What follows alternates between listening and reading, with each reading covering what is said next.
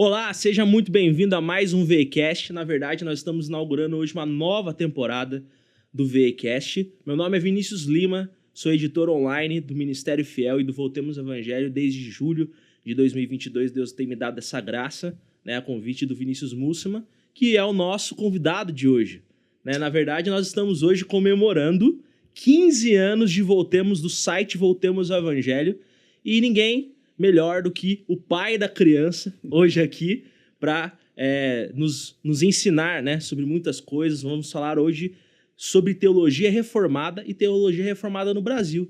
E este senhor que está aqui na minha frente hoje muito cooperou para que essa teologia pudesse ser mais divulgada no Brasil. Então, eu não achei ninguém melhor do que ele para estar aqui hoje para falar sobre esse assunto. Seja muito bem-vindo, Vini. Na verdade, você que deve me dar boas-vindas, né? Não, mas é uma alegria estar aqui. Eu estava até pensando, Daniel, como o host do VEcast, eu virei aqui o convidado do VEcast. A que ponto chegamos? A fila anda, mas é uma alegria estar aqui, Vini. É uma alegria ter você como parte do Ministério Fiel, uma alegria contar com seu apoio, sua ajuda. É uma alegria poder estar aqui e continuar servindo no VE, agora também servindo na Fiel, nessa nova posição que já estou há algum tempo, supervisor editorial. Então, estou confiando no filho com você. Toma cuidado, que eu sou um pai um pouco zeloso, por assim dizer. Eu também estou muito feliz de estar podendo fazer parte do Ministério Fiel e do Voltemos ao Evangelho. Quando eu comecei a ter contato com a teologia reformada, bem no início, lá em 2008 mesmo, 2009, eu não fazia ideia, que eu poderia ter... 2008, então você pegou o VE Verde. Eu não lembro do VE Verde, mas eu lembro de ver conteúdos do Voltemos ao Evangelho já logo no seu surgimento mesmo ali. Eu acho que ficou mais conhecido para mim o Ministério Fiel e o VE realmente quando começou a ir mais pro YouTube. Eu acho que ali eu comecei a entender melhor do que se tratava, Porque até então a gente não tinha essa ideia da estrutura de como funcionavam esses ministérios online, na época. Então, simplesmente aparecia, o pessoal compartilhava, no Facebook, principalmente, que era a rede social mais utilizável. A gente nem sabia que o Instagram ia existir, Não, na época não tinha Instagram. Na época não tinha Instagram. Mas eu também estou muito feliz e muito obrigado, por me dar essa oportunidade, estar confiando nisso a mim. Mas embora a gente esteja sempre junto, você sempre ali me supervisionando, bem como toda a equipe, Também temos a Renata Gandolfo cooperando conosco no Voltemos ao Evangelho, com conteúdo feminino. Em breve ela estará aqui também como convidada. Mas é isso, Vini. Mais 15 anos, então, de Voltemos ao Evangelho. Faz tempo, hein? Faz tempo, hein? 15 anos, seu filho já é aí adolescente. A primeira publicação do VE foi 24 de junho de 2008, cara. Por incrível que pareça, o primeiro post no Voltemos ao Evangelho, que a gente tem registro, foi de um arminiano. Uau! A gente vai falar sobre teologia reformada, mas de um arminiano, obviamente, que prezava pela vida cristã. Você acabou de consultar, como que é o nome dele mesmo? Paris Redhead. Paris Redhead. E o título foi? A Diferença. A Diferença. Lembro. Foi um dos primeiros textos ou vídeos que a gente lançou. É um texto com vídeo. Falando que a única questão que a pessoa tem que vir a Cristo é por causa de Cristo, Deve estar tudo quebrado a postagem de 2008, que estava usando Blogspot ainda, então tem bastante coisa para reeditar no V. Mas eu acho que começa a marcar já o começo do que o Voltemos ao Evangelho queria falar, Sobre essa ênfase no Evangelho, essa ênfase em Jesus Cristo. Essa ênfase numa vida cristã que brota do Evangelho, certo? Que coloca Cristo como supremo e central, o Evangelho como supremo e central. Então, e nisso, apesar da gente afirmar a teologia reformada, nós também tivemos, obviamente, andando junto com aqueles que têm afirmado isso também, fora da tradição reformada. Obviamente, o VE se dedicou uma grande parte em ensinar o que significa teologia reformada para muitas pessoas que desconheciam, Que, obviamente, muitas ainda acham, mas que naquela época achavam que calvinismo era uma heresia. Sim, era exatamente assim que era tratado. E é engraçado, Porque, dependendo de quem você for, o arminianismo é uma heresia, se for calvinismo é uma heresia. Mas é interessante pensar que como com o tempo as pessoas vão refinando um pouco a teologia, né? O arminianismo que as pessoas combatiam, elas não tinham a mínima noção do que era o arminianismo, ou semi-pelagianismo, ou pelagianismo. Até porque em muitas igrejas também não tinha essa distinção, né? Sim. As pessoas não tinham compreensão. E a grande questão, né, todo esse debate está em volta do papel da graça de Deus na salvação, certo? A contribuição do homem, se há alguma, e como que o homem participa, ou o que o homem faz na salvação, ou de qual que é a iniciativa da graça de Deus, né? Então, obviamente, quando eu comecei a Voltemos ao Evangelho 15 anos atrás, eu não tinha toda a noção que eu tenho hoje. Sim. Né? Mas Você nem tinha formação teológica, né, Vini? não tinha formação teológica. Eu estava cursando engenharia química. Sim, sim. Então, Deus tem misericórdia, né? Inclusive, pessoal, a gente tem no Ministério Fiel Podcast um episódio com o Vini, onde ele conta a história, né, do surgimento do Voltemos ao Evangelho. Hoje nós vamos falar também sobre o VE, né, mas hoje mais especificamente sobre o cenário da teologia reformada, né? Então, pensando neste assunto de hoje, Vini, em 2009 a revista Time colocou ali as 10 principais ideias que estão mudando o mundo. Isso em 2009. E aparece ali, então, um tal de neocalvinismo, né, que, segundo a revista Time, estaria ali influenciando a sociedade americana e também... Neo ou novo? Você lembra? É neocalvinismo. Neo ou novo calvinismo, não lembro se era estritamente algum desses dois termos, embora, né, signifique a mesma coisa. E... Significa não. Não, é diferente? É diferente. Neo e novo calvinismo? Aqui uma coisa para vocês aprenderem. Aí, ó, vivendo aprendendo. O neocalvinismo se refere à tradição holandesa, seguindo Kuyper e outros, né? Dentro da tradição reformada, é uma tentativa de aplicar a tradição reformada para áreas específicas, né? A famosa frase do Kuyper, que não existe 1 centímetro quadrado, ao qual Cristo não diz, é meu. O novo calvinismo, por outro lado, foi um movimento aí nas últimas décadas, né, onde nós tivemos grandes figuras que trabalharam para o ressurgimento da tradição reformada. Uhum. Nós temos, obviamente, a Banner of Truth, que é mais ou menos onde tudo recomeça, né? Uhum. Você tem Martin Lloyd-Jones resgatando aí os puritanos, né? Numa época onde ninguém mais se importava com os puritanos, ninguém mais considerava isso, a questão era mais moderna, mais para frente, né? Obviamente sempre houve pessoas da tradição reformada, né? Mas de uma forma mais ampla, né? E daí a Banner of Truth, carregando isso e carregando as conferências sobre os puritanos, geram interesse nos puritanos que vão pegando vários pastores. Inclusive, né, isso chega até o pastor Ricardo, fundador do Ministério Fiel, né, que transforma a visão dele sobre a graça de Deus e o papel da graça de Deus na salvação, e que daí traz esse norte para Fiel também, de focar, né, na teologia reformada. Né? E quando surge o VE, qual que era o cenário teológico da igreja brasileira? Como estava a teologia brasileira no momento em que surge o VE e que começa, junto com outros movimentos também ao mesmo tempo ali, esse boom da teologia reformada, essa onda da teologia reformada? Ela já existia no Brasil há muitos anos, né?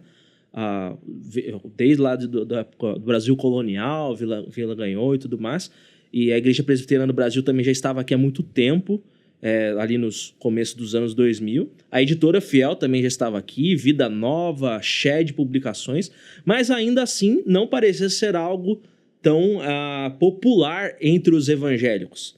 Sim. Mas desses anos ali, quase final de para 2010, tem esse boom. Como que isso aconteceu? Qual que era o cenário? Explica pra gente.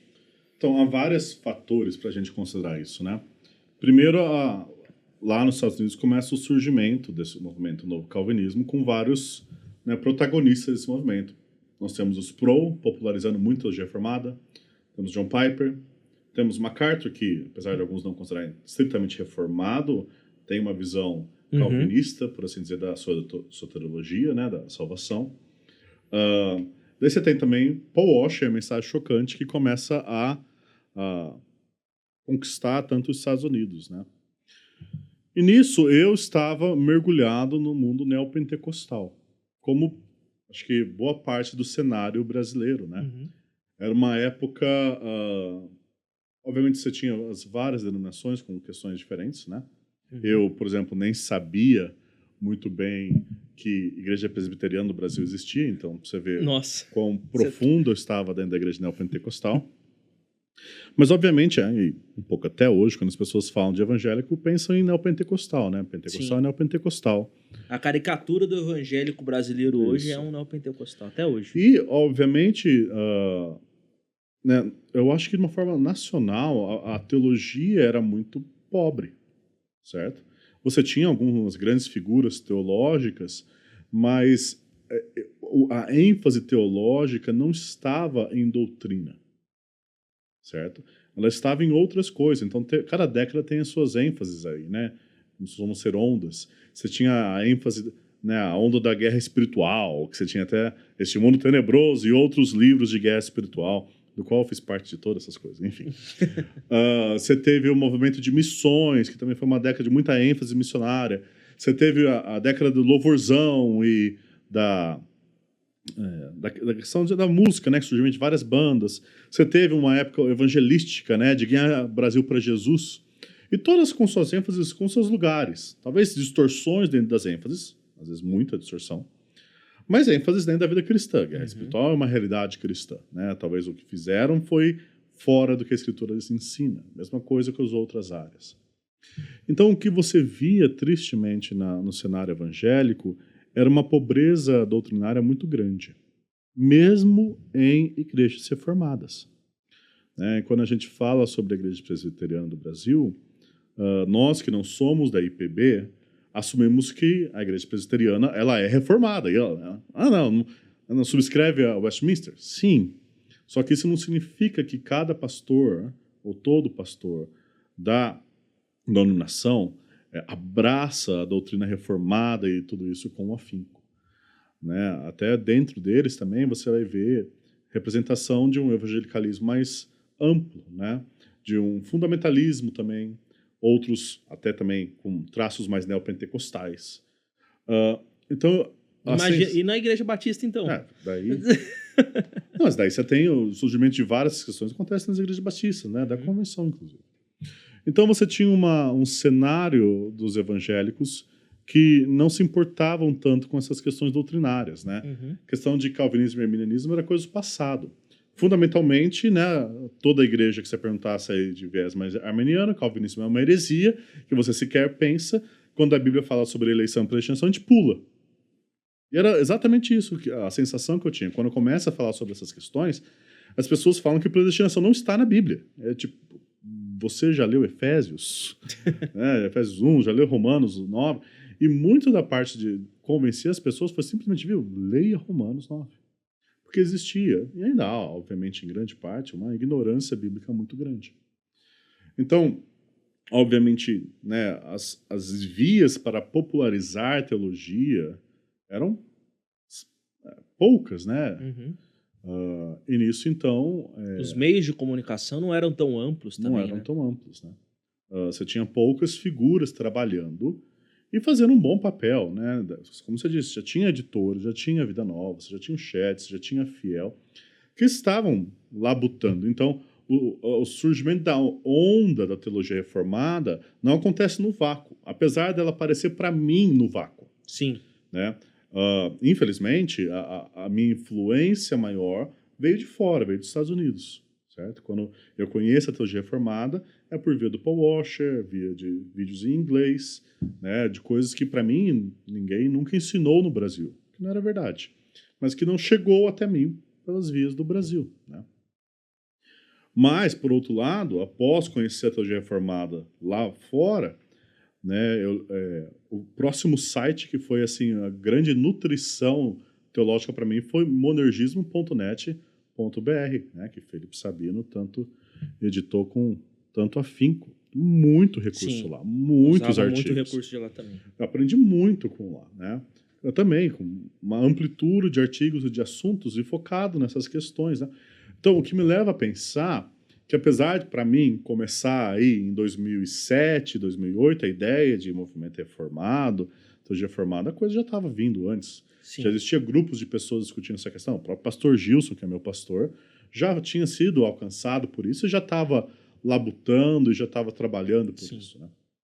Agora, a grande problemática do movimento reformado é que ele ainda tinha alguns bolsões, né? Ele ainda não havia rompido muito bolhas, ele ainda não havia utilizado as ferramentas que a época estava dando de recursos tecnológicos, de redes sociais e tudo mais. Foi aí que nesse contexto que o V nasce, não com uma proposta de fazer diferente do que todo mundo está fazendo errado. Eu nem sabia que todo mundo estava fazendo. Eu só queria fazer, certo? Agora, o que eu vi naquela época, que conforme eu aprendi outra teologia, e eu olhava para a teologia do lugar onde eu estava, eu via que, obviamente, eu não era o único crítico, né? Por assim dizer, não era o único que discordava. Sim. Mas eu senti que a abordagem de outros blogs que tinham na época era extremamente crítica, ácida, amargurada. E não é para se estranhar que algum desses até estão meio liberais, progressistas dentro da fé cristã. Poxa. Certo? Porque essa é uma das grandes questões sobre movimentos. Quando você critica a igreja, e a igreja precisa de críticas certas vezes, se você não envolver a sua crítica em um amor pela igreja, em um envolvimento com a igreja, você cair num cinismo. Sim. É muito fácil. Porque há muito para se criticar no que a gente chama de igreja evangélica. Certo? Tinha naquela época, tinha hoje.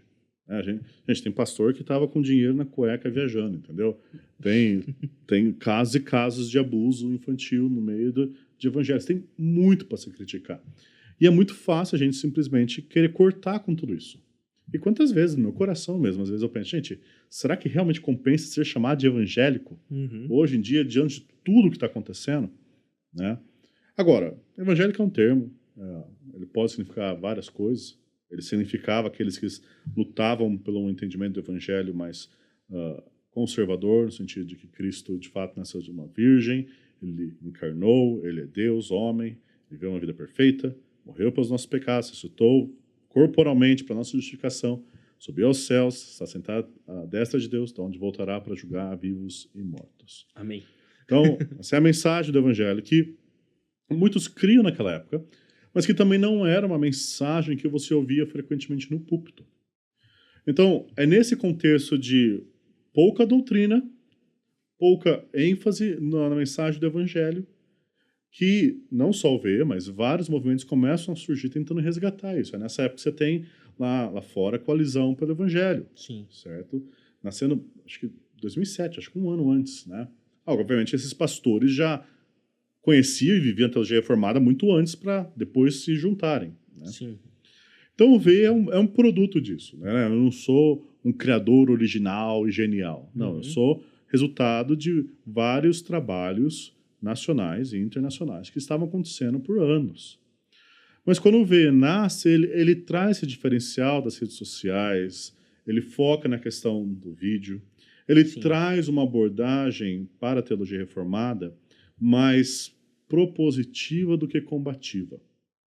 Nós, obviamente, combatíamos algumas heresias, e o principal combate que a gente tinha na época era a teologia da prosperidade, né? Você vai achar várias questões lá. Mas tem muita coisa ensinando, certo?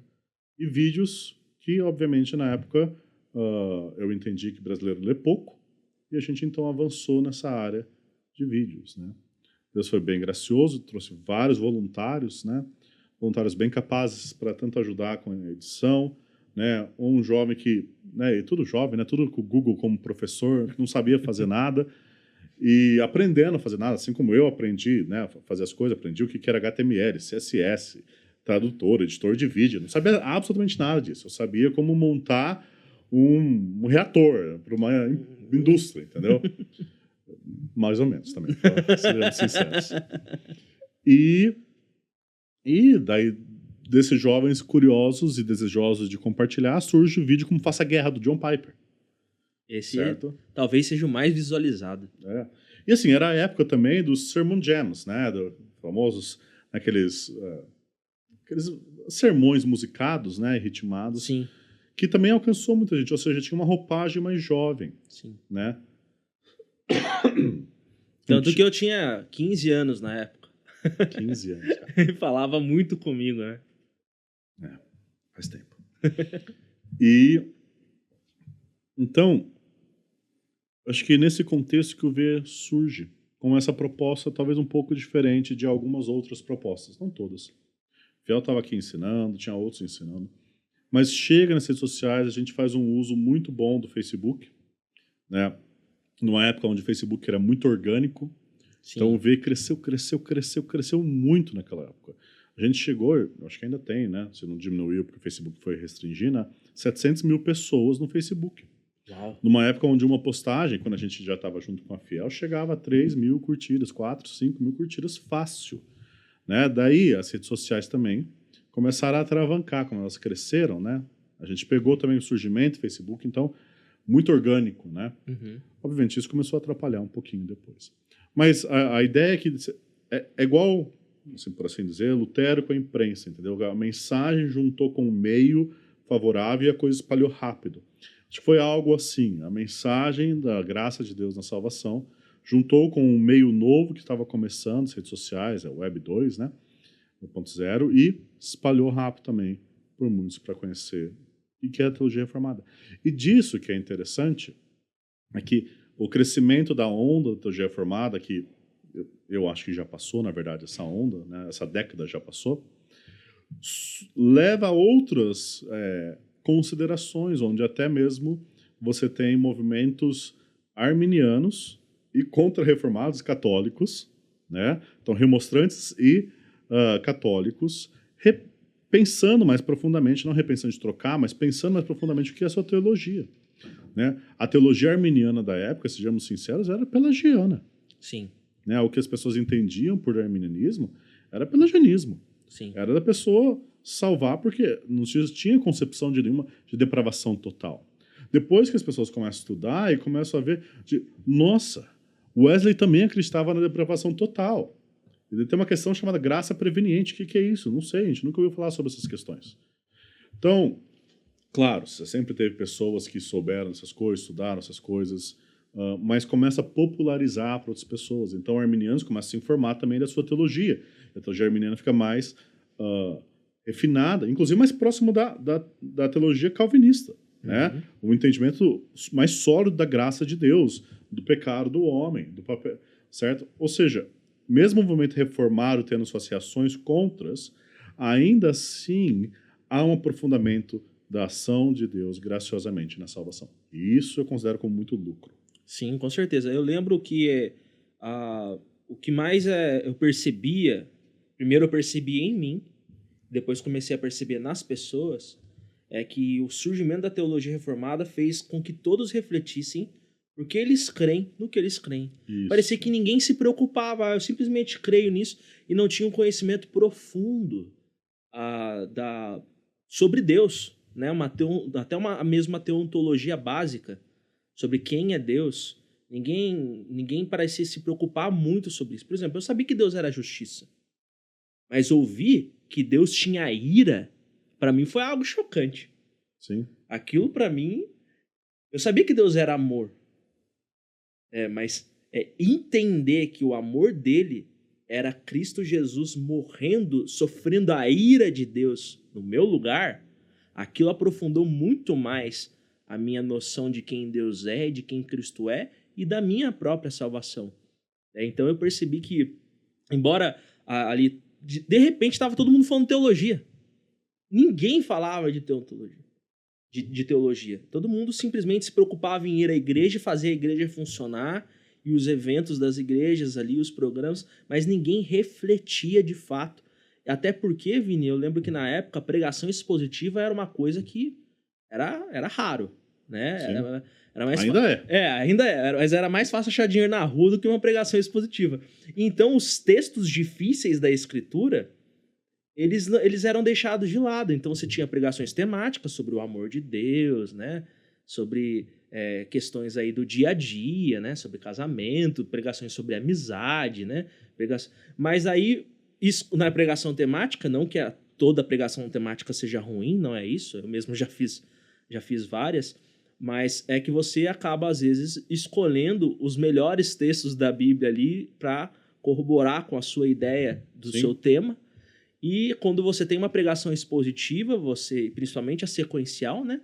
Você precisa encarar textos difíceis, né? Você percebe, então, que não é só a teologia reformada que tem ressurgimento. É o próprio conceito de teologia tem um ressurgimento. Uhum. A própria ideia da pregação tem um ressurgimento. Né? Você bem pontuou. As pessoas começaram a se perguntar por que eu acredito nisso. E o que é interessante é que essa geração que estava na igreja, né, não só os mais jovens, mas os pastores os mais jovens, né, ou seja, uma outra geração, ainda era a geração que estava querendo romper com o conservadorismo antigo.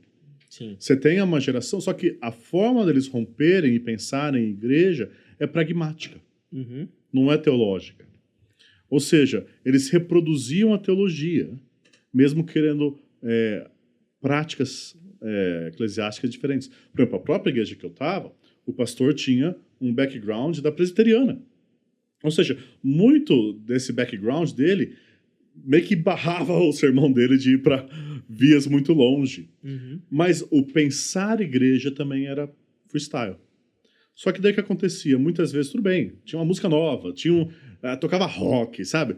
Só que continuava um certo tradicionalismo teológico, onde você ensina aquilo porque você foi ensinado, mas você nunca estudou aquilo, certo? E daí agora todo mundo está se perguntando por que eu creio isso, né? Qual que é o embasamento bíblico disso? A gente começou a fazer uma pergunta mais básica da reforma.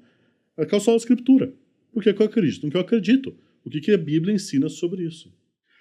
E os movimentos de reforma, eles normalmente fazem isso, eles levam de volta a escritura.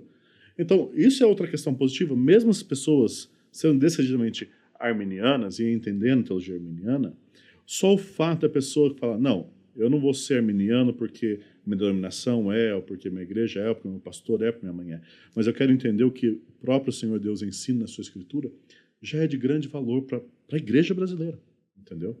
Daí, com o ressurgimento da pregação, como você bem pontuou, você tem um fortalecimento das igrejas. Na verdade, esse é o planejamento de Deus para o ensino teológico, né? A internet, o VE, o Ministério Fiel, eles são suplementos. Sim, a edificação dos santos para o crescimento do corpo. Agora, é triste a gente pensar que muitas vezes os suplementos são quem tem que trazer a igreja de volta para o seu princípio. Que é mais ou menos os profetas. Não estou falando que nós somos profetas. Estou falando que o ministério profético era justamente o ministério estranho. Sim. Porque os ministérios normais eram o ministério sacerdotal e o ministério real. Eram eles que tinham que ensinar a escritura. Sim. Certo? O ministério profético surge quando esses ministérios falharam. Interessante, Vini. E a para-eclesiástica, ela, obviamente, muitas vezes ela erra, mas ela surge muitas vezes por causa de que, às vezes, a igreja não está fazendo o que ela deveria fazer. A igreja não está ensinando a Bíblia como deveria ensinar. Então, movimentos surgem para ajudar a igreja, inclusive a fiel. Sim, e muitas vezes esses movimentos, eles surgem como um movimento porque a pessoa, o grupo de pessoas que teve o insight, o despertamento para denunciar ou reverberar antigas verdades, não tem o apoio da igreja, né? Sim. Então, muitas das vezes você até quer caminhar junto com a igreja, mas você não encontra apoio dela para isso. E algo positivo que eu acho que o movimento, né, da onda reformada trouxe, né, que reflete mesmo na minha própria vida, né, que em 2008 eu começo a ver, focado em teologia, mas daí começo a conhecer pela Fiel 9 Marcas. Em 2013 eu tenho a oportunidade de fazer o estágio lá na Capitol Hill, do pastor Mark Dever. E essas coisas se unem, então. Então, no linguajar do meio reformado, a noção de igrejas saudáveis, de uma eclesiologia saudável, se torna central também, certo? Eu acho que isso foi muito saudável para o movimento.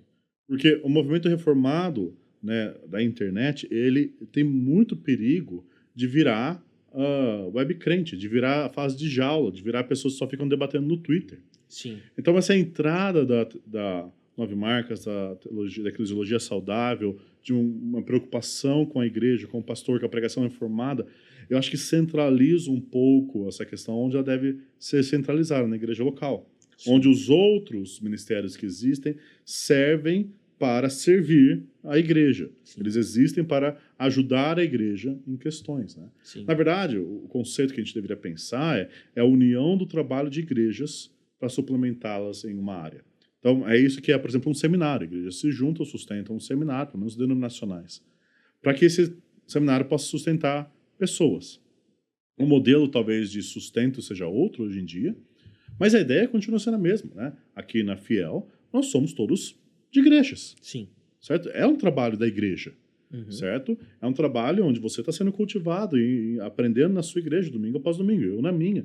E assim os outros. Quando a gente chega para ensinar aqui, a gente não chega a priori do ministério, a gente chega a priori da nossa igreja local. E isso se analisa naquilo que a gente ensina. Então, eu acho que isso é outro grande benefício que essa onda do movimento reformado trouxe para o Brasil, que eu espero que fique. Né? O meu medo, quando eu comecei o Fundemos do Evangelho, continua sendo o meu medo de hoje. O meu medo, quando eu fundei o Voltemos do Evangelho, é que nós mantivéssemos o Evangelho no centro. E a frase que eu repetia várias vezes, e continuo repetindo, é que o Evangelho que é assumido, o Evangelho que é presumido, assumido é anglicanismo. O Evangelho que é presumido, logo é esquecido. E o problema é que isso acontece frequentemente na história da igreja. Porque nós chegamos num ponto onde nós já conhecemos o Evangelho. Agora nós precisamos aplicar o Evangelho às áreas da vida. Isso é verdade. Mas você tem que tomar muito cuidado. Porque você vai, por exemplo, da área financeira, que é a teologia da prosperidade, está lidando com isso. Área profissional, área financeira, né? Sermos cabeça, não cauda. Uma aplicação totalmente errada, mas era essa a preocupação. E hoje a gente vai se desviando para outras preocupações. Né? Hoje em dia passou por política. Agora está com preocupações da relação entre homens e mulheres, novamente. E essas preocupações, elas são legítimas. Elas devem ser pensadas à luz do Evangelho. Só que ao momento onde essas discussões se tornam centrais e elas não são explicitamente embasadas no Evangelho, nós estamos semeando para a futura geração a ignorância do Evangelho. Certo? Então eu temo hoje, após passar a movimento reformado, a onda, assim, por assim dizer, as instituições estão aí, o movimento vai continuar, o trabalho vai continuar, mas o meu medo e o meu clamor no Voltemos ao Evangelho é que seja qualquer coisa que nós formos debater, nós precisamos não perder aquilo que essa onda trouxe para a gente, que é um entendimento tão importante da centralidade do Evangelho e as outras coisas sendo consequência e influenciado pelo Evangelho. A forma como nós falamos sobre política não pode ser desassociada da cruz. A forma como nós pensamos homens e mulheres também não. E toda vez a gente tem que se relembrar disso, sem se cansar. Porque o que justamente foi chocante em ouvir Paul Washer pregando aquela mensagem foi que o básico do arrependimento e fé não era mais pregado em nenhuma igreja. Sim. É absurdo a gente pensar isso.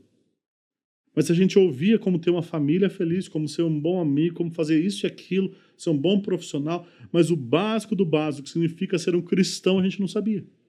Né? O que me marcou muito e vai me marcar para a vida foi quando eu cheguei lá no meu pequeno grupo, na minha célula, e perguntei se eles sabiam que era evangelho, se eles sabiam se eles eram salvos. E a resposta para ambos foi não.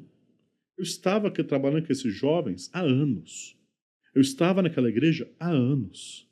Aqueles jovens estavam lá há anos. E nós não sabíamos o beabá da fé cristã. O passo mais básico que significa ser um cristão. E eu temo que conforme a gente traz outras discussões, a gente pode cair no mesmo erro, mesmo sendo essas discussões boas. Sim. Tirar o evangelho da centralidade não precisa ser só por causa da heresia. Pode ser por causa de algo bom. Família é algo importante. A gente quer conversar sobre família. Mas se família se torna o centro do púlpito, a igreja está começando a se desviar do evangelho. Sim. Porque daqui a pouco, se a família sendo ensinada não é fundamentada no evangelho, você está em moralismo. Foi o que aconteceu com a gente, como evangélicos. Nós tiramos o evangelho começamos a ensinar o que a palavra de Deus, a lei dizia, e a gente deixou o evangelho de fora. E esse binômio que, né, desde a reforma, eles vão falar que para ser um pastor você tem que saber lidar com lei e evangelho, ainda continua verdadeiro. Porque nós pensamos na lei, ou em o que seria o ideal, como viver, né, as amplas áreas das nossas vidas, e esquecemos do evangelho. E se você faz isso, você logo cai numa igreja moralista. E você pode ser moralista mesmo falando de amor ao próximo. É isso que as pessoas às vezes não entendem. Amar o próximo e amar a Deus continua sendo lei. O evangelho não é que você deve amar a Deus e amar o próximo. Isso é a lei de Deus. O evangelho diz que você falhou miseravelmente em cumprir a lei de Deus. E que Cristo, pela graça, nos salva por meio do seu sangue, trazendo redenção e remissão dos pecados. Certo? Ou seja, ele cumpre a lei por nós. Eu acho que isso é tão belo que tanto Tim Keller trouxe, trazendo a centralidade, né? Saudoso Tim Keller, sobre o evangelho e toda a pregação dele sendo focada no evangelho, vendo todas as questões a ponto do evangelho, o que Piper tanto enfatiza num Deus glorioso com uma salvação gloriosa, ou aquilo que o Sproul trouxe como a facilidade de entender conceitos mais difíceis do evangelho, justificação. O Sproul foi um dos grandes que ficou martelando isso, santidade de Deus. Gente, eu não sei quanto a você, Vini, mas eu não sabia o que era justificação. Eu nasci em berço evangélico. E até os meus 20 anos, eu nunca tive alguém me explicando o que é ser declarado justo pela obra de outro, pelo mérito de outro. Isso é loucura para ser evangélico que não entende justificação, é uma loucura. Sim, é a base. Mas é isso que a gente estava. Sim. Então, eu fico feliz que hoje não está assim. Tem várias questões para a gente lidar. Mas eu espero que a gente não perca essa herança dessa onda que veio da teologia reformada.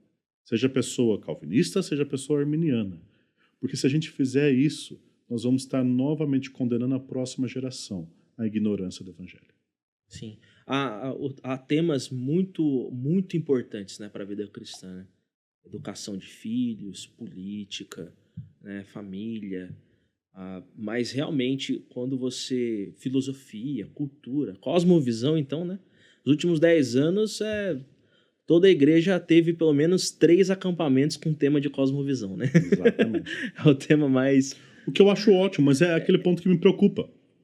Enquanto o novo calvinismo trouxe de volta o resgate ao evangelho, né, e as doutrinas reformadas, o neocalvinismo tem a tendência, nem sempre, de puxar para a cosmovisão e esquecer-se do evangelho. Não todos, não estou querendo condenar ninguém aqui, sim, mas no coração do próprio jovem. Sim. Você percebe isso quando o jovem quer uma conferência empolgante que fala sobre quem está certo, se é Lula ou Bolsonaro. Mais do que o rei que governa sobre o universo hoje. Sim. E essa é uma preocupação. Sim. A gente acaba colocando coisas deste mundo, valorizando elas mais do que Cristo. Né? Querendo, de certa forma, mudar o mundo por meio dessas coisas que são agora praticadas à luz da palavra de Deus, aí você acaba ficando um crente mundano, né? Você perde a essência. A gente deve estar sempre ancorado, né? Vamos pensar numa cosmovisão cristã? Vamos, a gente pode se esquecer do evangelho, senão a gente acaba querendo transformar o mundo, né? Cristianizar o mundo, e na verdade vão ter um mundo cristianizado cheio de gente indo para o inferno. O que adianta, né? Até porque uma cosmovisão cristã deve ser distinta de uma cosmovisão teísta. Sim. Se a nossa cosmovisão pode ser verdadeira tanto para um judeu quanto para um muçulmano, e não há nenhuma distinção, ela não é cristã. Sim. Ela não está fundamentada no evangelho. E claro, a existência de um Deus, o conceito de um Deus único, tem implicações, né? Um só Deus. E isso tem implicações de cosmovisão, sim, mas o nosso sabor de tudo que a gente fala tem que ser temperado com o evangelho. Senão a gente está caminhando por uma vida sem sal, por uma vida sem diferencial. Porque qualquer outra coisa que a gente não traz o evangelho, o mundo consegue fazer. E às vezes faz muito melhor que a gente, para ser sincero. Então, o grande diferencial que a igreja de Cristo tem e vai sempre ter é a mensagem do evangelho. E é por isso que Paulo fala que a igreja é o baluarte da verdade. coluna e baluarte da verdade. Nós somos a coluna que coloca em exposição e disposição para as pessoas verem o evangelho. A igreja para de fazer isso. A igreja para de ser igreja. Ela vira outras coisas, né? Então, a gente pode sacrificar o evangelho no altar das boas obras, no altar da justiça social, no altar da relação familiar, no altar da amizade, no altar do emprego, Da política. da política. Mas se a gente não nos firmarmos no evangelho, não pensarmos... E é isso que Paulo fala, né? Quando você chega no debatido Efésios 5 de hoje em dia, o que Paulo está fazendo? Paulo está só falando sobre como deve ser o relacionamento do homem e da mulher? Não, ele tá falando do relacionamento da igreja como um todo, né? E ao contexto do quê? No contexto da adoração comunitária. No contexto do que Cristo fez. Certo?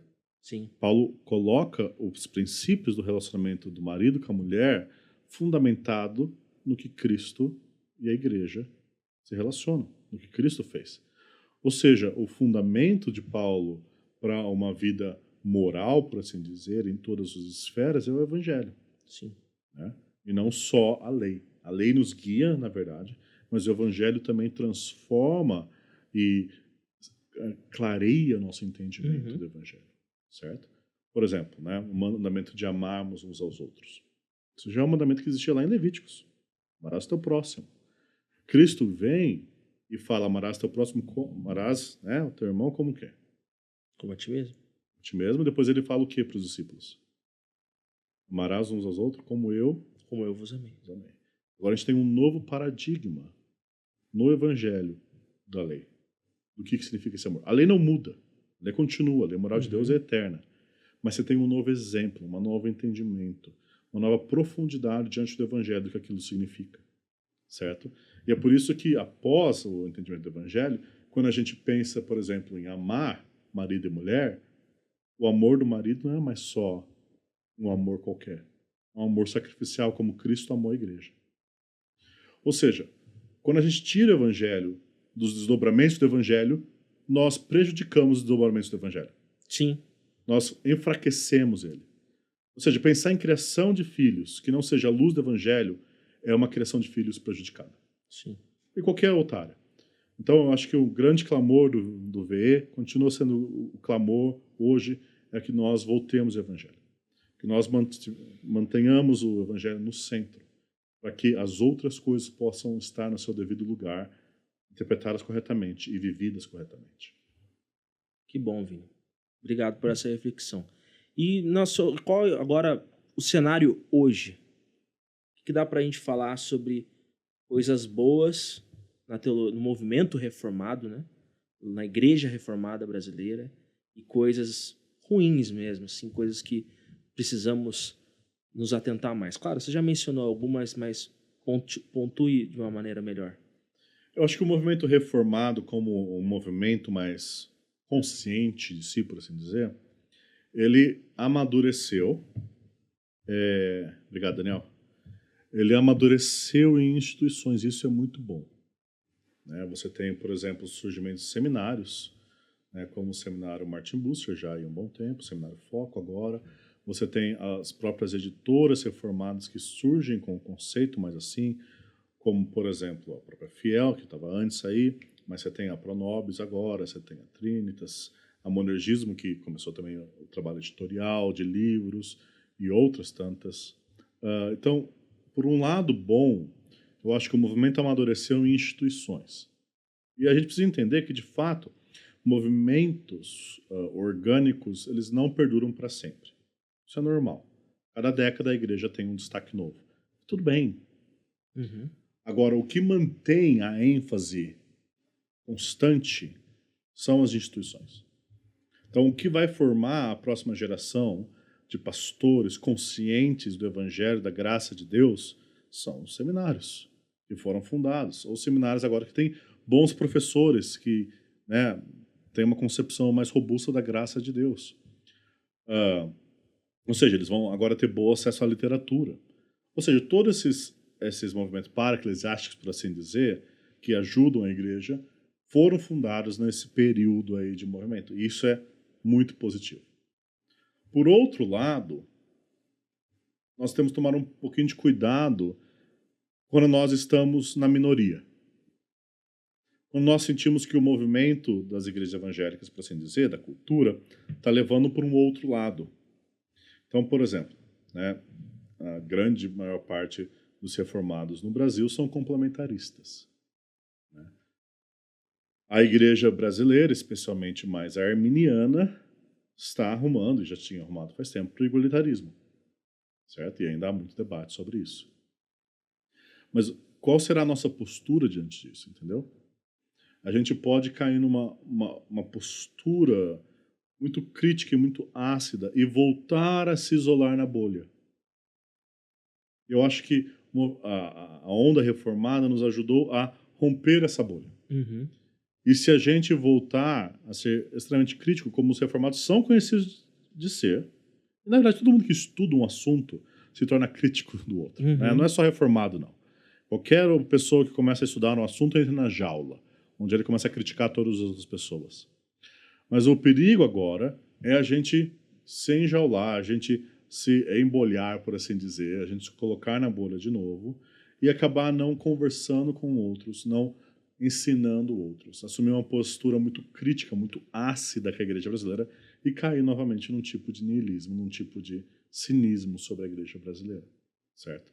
Né, uma das formas que muita gente faz isso é que a gente assume o pior do outro, né? Sim. Às vezes a gente precisa distinguir entre debater a teologia da prosperidade com o herege e debater igualitarismo com um irmão ou uma irmã, Uhum. certo? São dois debates bem distintos. Sim. E eu acho que às vezes a gente não tem a maturidade para isso. Então eu acho que o movimento reformado hoje precisa amadurecer até na sua tratativa com outros. Eu acho que já amadureceu muito. Uhum. Mas, obviamente, o Twitter ainda é uma grande tentação à imaturidade de todo mundo, né? Sim, com certeza. As redes sociais, eu acho que, por exemplo, uma coisa que eu abomino nas redes sociais, inclusive no VE, que eu vejo isso, é que as pessoas continuam com aquele instinto brasileiro de torcida futebolística ao falar sobre qualquer assunto, entendeu? Uhum. Então, em vez da gente debater, por exemplo, os assuntos que a gente discorda, ler o artigo antes de comentar, né? Uhum. Você bem sabe que as pessoas não fazem isso. Sim. Oh. As pessoas simplesmente colocam a opinião, xingam o outro, externam a opinião de forma altamente crítica, como se eu estivesse do outro lado do time vaiando o seu time que está jogando, Sim. entendeu? E isso é muita infantilidade. É extremamente falta de amor. Sim. Se a gente não consegue superar isso, isso é uma mácula, tanto para o movimento reformado como para a igreja. Aliás, é uma mácula. Todo incrédulo que vê isso fica pasmo. Sim. Né? E, infelizmente, isso faz parte da nossa história. Não é só do movimento reformado agora, não. Faz parte da nossa história por 2000 anos quase, entendeu? Sim. A gente, às vezes, não sabe lidar com essa questão do diferente, do discordante. Sim. Né? Isso é parte do ser humano também. A gente acha que todo mundo que discorda da gente é burro, afinal, eu sou inteligente. Sim. Então, se você crê na depravação total, a primeira postura que você tem que estar é de humildade. Sim. Se você crê na graça soberana, a segunda postura que você tem que estar é de humildade. Sim. Porque você reconhece que não há nada bom em você e que se tem algo bom que você tem, esse algo bom que você entendeu é a graça de Deus. E isso deve levar a gente a tratar os irmãos de forma diferente. Eu acho que é isso que aquele despertar inicial tinha. Sim. Tinha muita gente em fase de jaula, mas pelo menos as vias públicas de ensino não estavam na fase de jaula. Sim. Certo? Quando você ouve o Piper, você não ouve fase de jaula, você ouve amor. Sim, com certeza. Você ouve um amor por Deus e por próximo. Uma paixão pela verdade e pela glória de Deus. E é isso que eu acho que a gente precisa continuar fazendo. Né?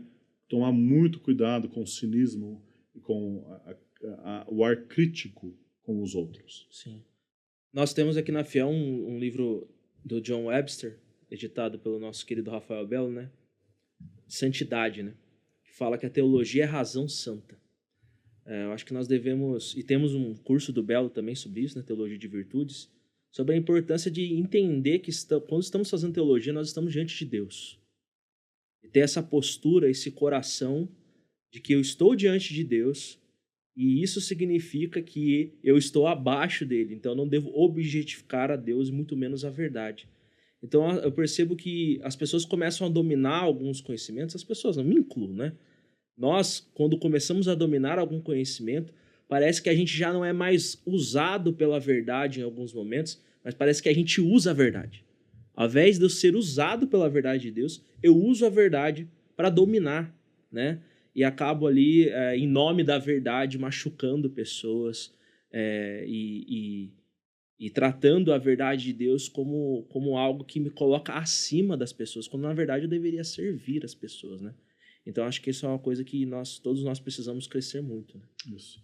Eu acho que uma outra crítica ao movimento reformado que nós fazemos, acho que todos nós concordamos, então não é algo novo, é que nós precisamos crescer em evangelização, Sim.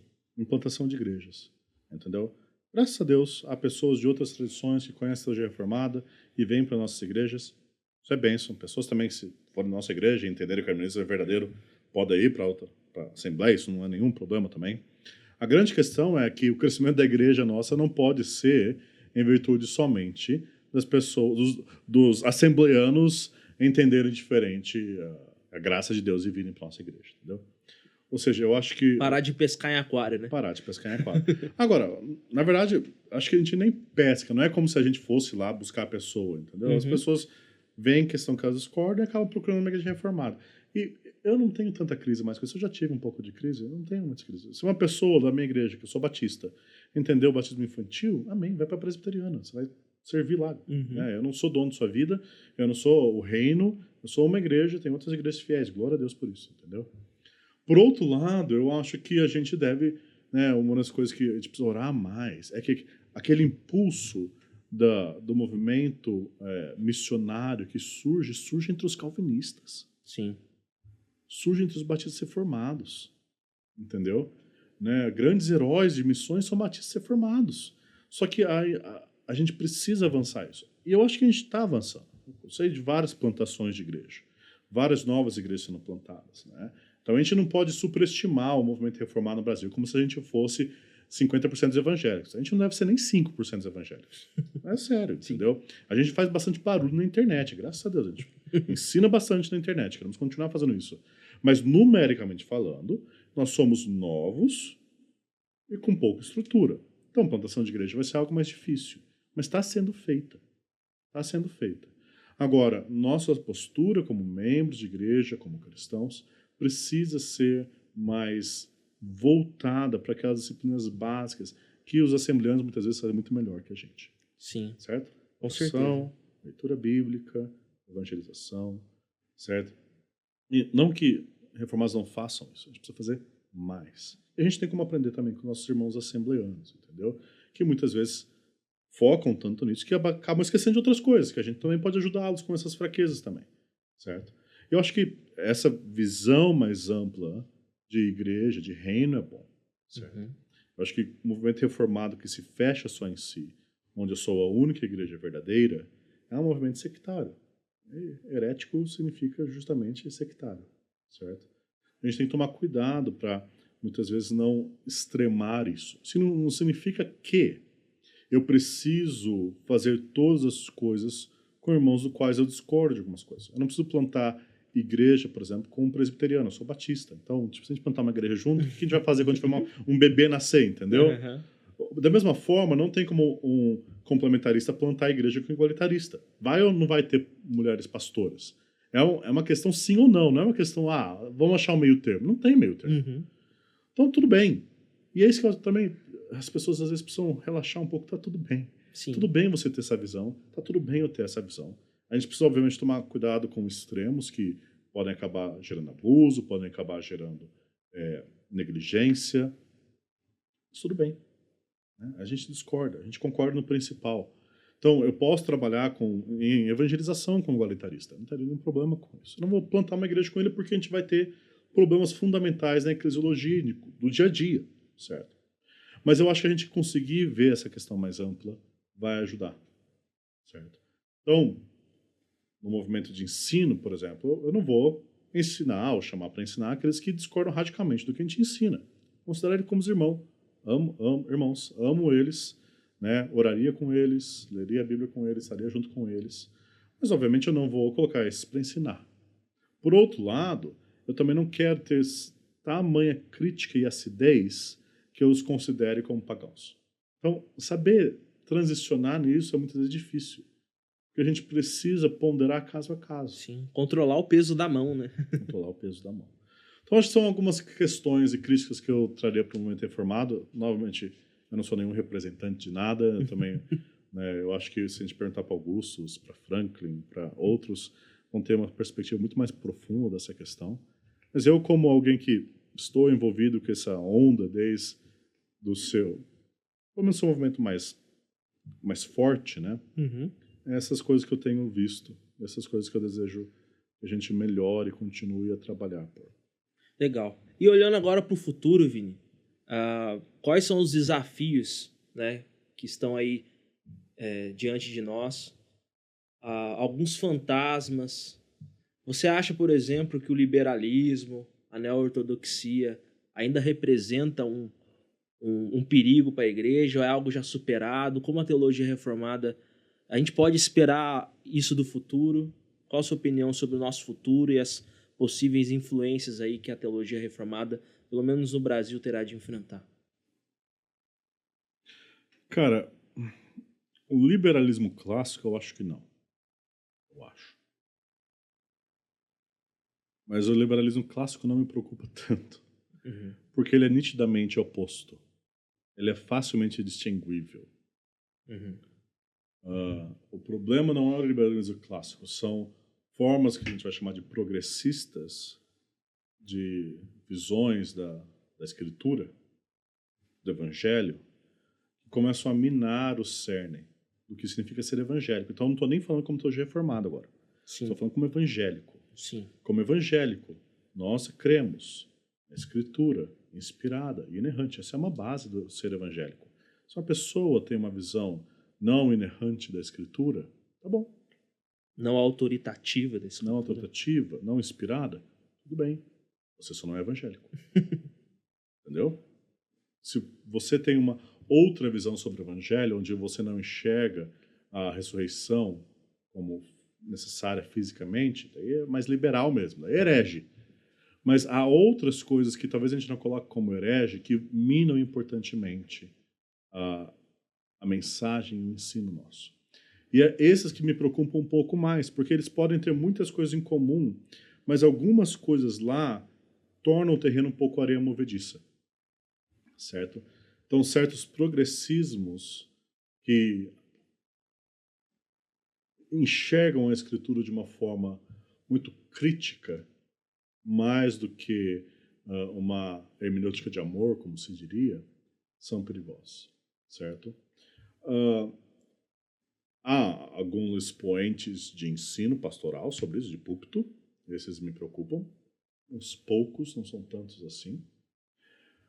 Há alguns no Twitter que, se os conservadores parassem de dar bola, não teria ninguém dando bola.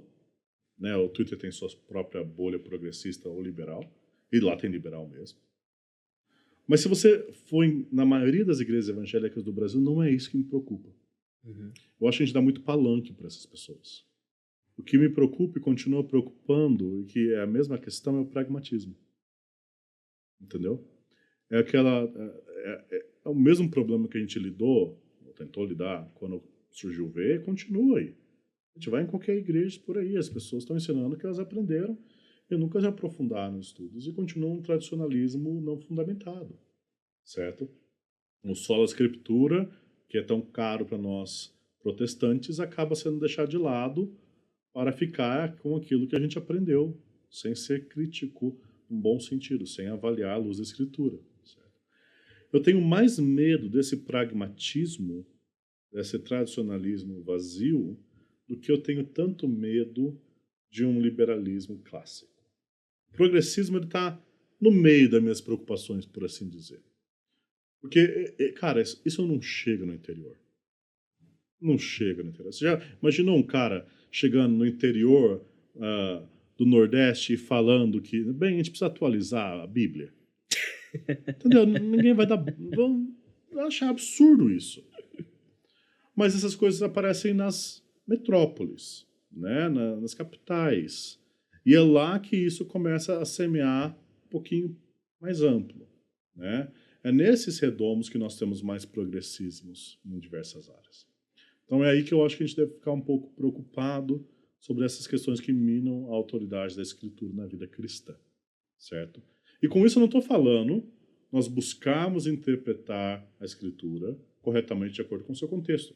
Então, igualitarismo de novo, né? O grande debate da época. No Twitter, né?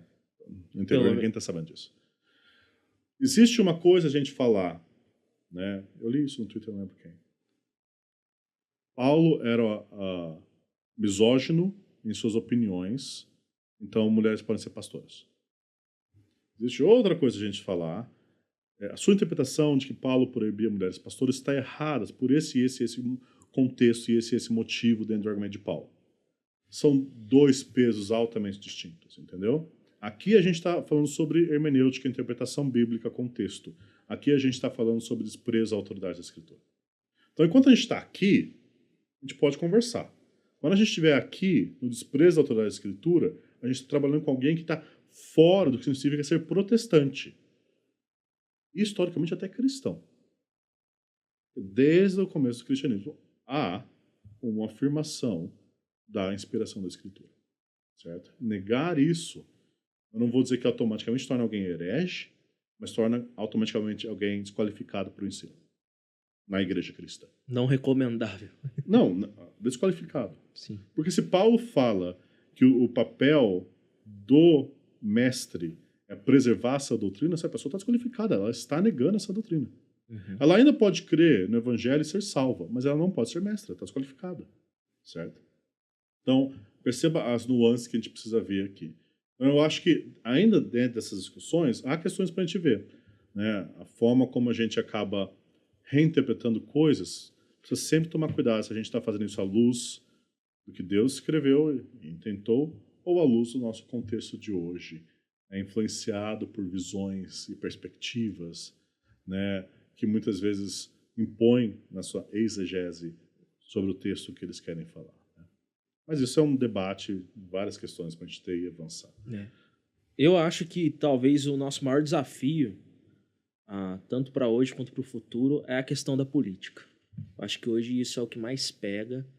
Quando nós postamos algo no VE relacionado à política, são os posts que mais se movimentam, né? O coração do brasileiro. Não é fácil falar só sobre isso e ganhar um monte de Com interação. certeza.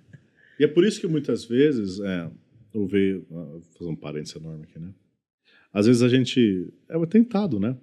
Você quer ser relevante. Uhum. É sempre um perigo de todo pastor, de toda pessoa que trabalha com ensino. Você quer ser relevante e você pode muitas vezes deixar o evangelho de lado. Né? Sim. Porque, sejamos sinceros, se você colocar uma postagem lá sobre cristologia, não vai ter o mesmo engajamento que uma postagem sobre política. Sim. E isso mostra como Voltemos ao Evangelho, a sua ideia, ainda é necessária. Né? Sim, com certeza. Há muitos assuntos hoje em alta que a gente poderia falar e não haveria problema nenhum isso, mas eu entendi, por exemplo, hoje nós estamos gravando hoje dia 19, né? Vai pro ar no dia 24, mas o post do V hoje é sobre a importância de orar antes de ler a Bíblia. Importância de orar antes de ler a Bíblia. Isso eu creio que mudaria muito mais a maneira como as pessoas fariam a sua teologia e compreenderiam a Deus, a pessoa de Deus e qual o lugar delas na sociedade e até mesmo questões políticas, por exemplo, se elas tivessem mais piedade antes de se aproximar do texto bíblico. Então nós, como Voltemos ao Evangelho, a gente vai continuar batendo em teclas essenciais da fé cristã, porque não adianta nada eu querer mudar o mundo se o meu coração não está sendo dia após dia renovado pela palavra de Deus. Né? É muito melhor mudar o meu próprio coração. Né? Que é a versão gospel do antes de mudar o mundo, arruma a sua cama, né? Sim. As pessoas, né, jovens principalmente, especialmente jovens, porque tem esse ímpeto para fora. Você vai envelhecendo, e eu acho que eu já passei a curva dos jovens, né, Daniel? A gente passou já? Passou, né? Faz tempo, Daniel. Você começa a perceber, você passa uma fase assim que você fala, cara, eu não vou mudar o mundo. Eu já me resignei, entendeu? Se eu conseguir amar minha esposa e minha filha, eu tô feliz. É nesse nível, entendeu? Não é resignação. É uma realidade das suas limitações, do tempo e das prioridades. né? O jovem solteiro, em grande parte, ele ainda está para fora porque ele não existe um para dentro. Não existe um lar para ele focar. Aí tudo bem, é uma fase da vida. Mas é uma fase da vida onde você, às vezes, precisa equilibrar. Porque você quer mudar o mundo e quer fazer as coisas, quer avançar, e o V surge nisso. Então, eu não estou criticando em si, Uhum. mas se você não faz conscientemente um movimento de introspecção, de pensar na minha santificação, pensar na minha igreja local, você ficar só lá fora, você vai ficar bem desequilibrado, espiritualmente e pessoalmente falando, mentalmente falando, entendeu? Quando você amadurece na vida, você casa, você tem filhos, você obrigatoriamente precisa pensar mais no micro, Uhum. né? E hoje eu sinto isso mais em mim do que comparativamente com quando eu comecei a ver. Naquela época eu pensava no macro, Sim. pensava na igreja brasileira. Hoje eu penso em criar que minha filha seja crente quando ela estiver mais velha e pastorear minha igreja local. É normal esse movimento. A gente quer equilibrar essas coisas, não quer destruir nenhuma das duas, elas têm sua importância. Mas tanto a pessoa que está no micro precisa pensar no consciente do mais amplo, quanto a pessoa que está no mais macro precisa lembrar que se ela desprezar o micro, ela vai virar uma hipócrita. Sim. Porque ela vai pensar em como mudar a política nacional, enquanto ela não ora e jejua. E a principal forma que Daniel influenciou a política daquela época foi orando, certo? E jejuando. Sim. Então, essas questões são importantes, né? A política continua sendo uma questão ainda de muita falta de amor no meio cristão. Né? E isso é uma vergonha Sim. para todos nós. Né? E uma maneira também das pessoas entrarem em abstrações que, de certa forma, façam elas se sentirem melhor. Elas entram nesse mundo porque ali... Porque, por exemplo, é ponto pacífico, né? Que a ideologia de esquerda, ela é antibíblica, ela é anticristã. Mas a pessoa, às vezes, ela tem tantos problemas morais, mesmo ela sendo conservadora, evangélica, de direita, mas em vez dela querer buscar o Senhor e ter a sua vida transformada, ela simplesmente se assenta num trono onde ela vai ficar ali todo dia falando mal da esquerda, falando mal da política nacional. É autojustiça. É uma autojustiça, exatamente. É mais fácil, Sim. É muito mais fácil você ser um comentador político cristão do que você ser um bom crente. Opa. Agora, quando a gente fala de esquerda, né, precisa falar o que as pessoas entendem por esquerda. Né, uma social-democracia esquerda, ou centro-esquerda. Sim, tem toda essa questão também. Esquerda, justamente, esses tipos de nuances faltam no nosso debate. Uhum. Certo? Qual que é a postura daquela pessoa? Né? Será que é o esquerda, que é a imagem da esquerda que é a pessoa abortista, pró-movimentos de sexualidade, pró-drogas, é isso que a gente está falando? Que guerrilheiro das Farc. Ou não, a pessoa está falando que tem que ter minha casa, minha vida. Uhum. Então, o que é a esquerda? O que é a direita? É o cara falando que os militares têm que tomar o poder porque para pôr ordem nessa bagunça? Ou é o cara que fala, não, nós temos que ter mais liberdades individuais e menos controle estatal? Então, o nosso linguajar de debate no Brasil é pobre. É pobre. E se a gente não refinar isso, é só Babel, é só confusão, é só julgamento, é só a gente sentar no trono da autojustiça e falar como você é burro de ser desse lado do espectro político, como você é burro de ser arminiano ou calvinista, como você é burro. Eu sou inteligente. Uhum. Quando a gente está nessa postura, né, a gente está numa postura pagã. Sim. Postura diabólica. Uhum. Postura de que Satanás se coloca como aquele que mente e aquele que acha que está certo. Sim. Aquele que, né, tem um coração de ódio e acha que está certo. Que é o que a gente vê Caim, é o coração de Caim. Tiago 3, a gente vê muito isso, né? Eu estava ensinando sobre Tiago 4 na reunião de oração da igreja, que fala sobre cobiça e inveja. E ele fala, da onde que vem as guerras, da onde que vem tanto conflito, da onde que vem tudo isso que a gente vê, pessoas, né, matando uma outra, tanto fisicamente como emocionalmente falando. Fala, do seu coração que inveja e cobiça. Do seu coração que fala, você não deveria ter o que você tem. Eu quero que você tenha. Ou, você é muito burro para estar nessa posição. Eu deveria estar nessa posição. É nesse coração que ele vai chamar de adúltero, que está as nossas brigas. Né? O que nós fazemos por Jesus quando nós debatemos com outros como um adúltero? O que a gente recomenda o nome de Cristo quando nós debatemos em meio ao adultério espiritual? Quando a gente começar a pensar mais sobre isso, eu acho que nossos debates vão ser diferentes. A gente vai ter uma maturidade maior para conversar coisas difíceis. E, gente, paramos para pensar, né? Voltamos aqui, ó, do Reformada. Predestinação não é um assunto fácil. Se você acha que é fácil, você é burro. É sério. A gente não pensa isso. Predestinação é um dos suprassumos do debate teológico. Né? Há muitas coisas para você colocar nesse castelinho seu antes de você chegar nessa masmorra. Mas a gente começa muitas vezes por lá. E muitas vezes a gente fala, não, como que a pessoa é tão boa para não ver isso aqui? Isso só mostra que nós não lemos o suficiente, não investigamos o suficiente. Nós podemos ter uma posição, isso não significa que a gente não tem uma posição. Mas quando você começa a estudar, você fala, não entendi porque você pensa assim. Quando você está nesse nível, você está pronto para debater. Por exemplo, batismo infantil, sou batista. Né? No meu estágio, nós lemos um livro lá sobre defendendo o batismo infantil, mas que ele antes explica toda a teologia presbiteriana para o batismo infantil. E eu lembro que um dos irmãos lá comentou, nossa, não pensei que eles tinham um argumento tão bom. Pois Eu é. ainda discordo, mas é um bom argumento. Eu acho que quando a gente está nesse ponto de olhar para o argumento, eu acho, não entendi porque você pensa nisso. Eu acho que está errado aqui, aqui, aqui, aqui. Mas eu entendi por que você pensa assim. Eu acho que daí que a gente pode começar a debater. Então, eis que o VE surge com tudo isso, entendeu? Esse desejo de voltarmos ao Evangelho, voltarmos à centralidade, mas também que replica na forma como nós conversamos sobre o restante. Porque se o Evangelho da graça de Deus, que nos humilha e nos salva, não estiver lá, todo o restante vai desmoronar. Então, nosso clamor continua sendo, voltemos ao Evangelho. Amém. Amém. Obrigado, Vini. A gente vai ter que encerrar, né? Porque a gente tem mais coisas para fazer. Não parece, mas a gente está trabalhando aqui.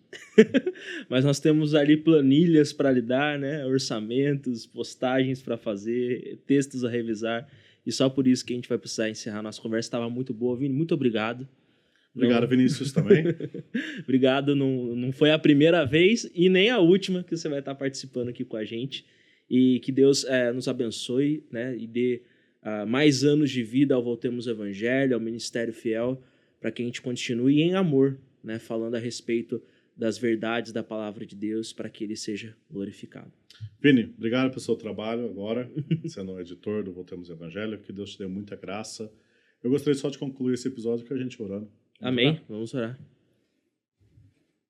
Senhor, nós confessamos que nossa justiça própria, nós gostamos de estar certos.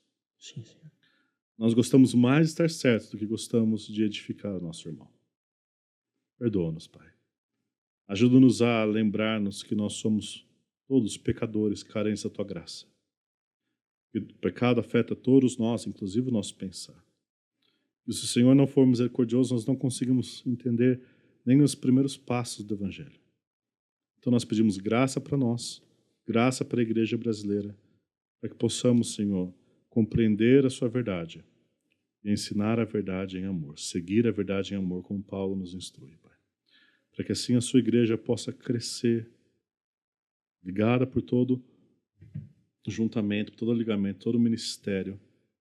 E quando a igreja, cada membro, servindo um ao outro, na verdade em amor, possamos crescer em maturidade, não sendo levados para um lado e para o outro, por todo vento de doutrina, por toda opinião dos homens, mas firmados no Evangelho de Cristo Jesus. Nós rogamos no nome do nosso Salvador. Amém. Amém.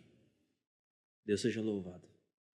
Tchau, tchau, pessoal. Muito obrigado por ter nos acompanhado neste episódio. Que Deus abençoe a sua vida. Até mais.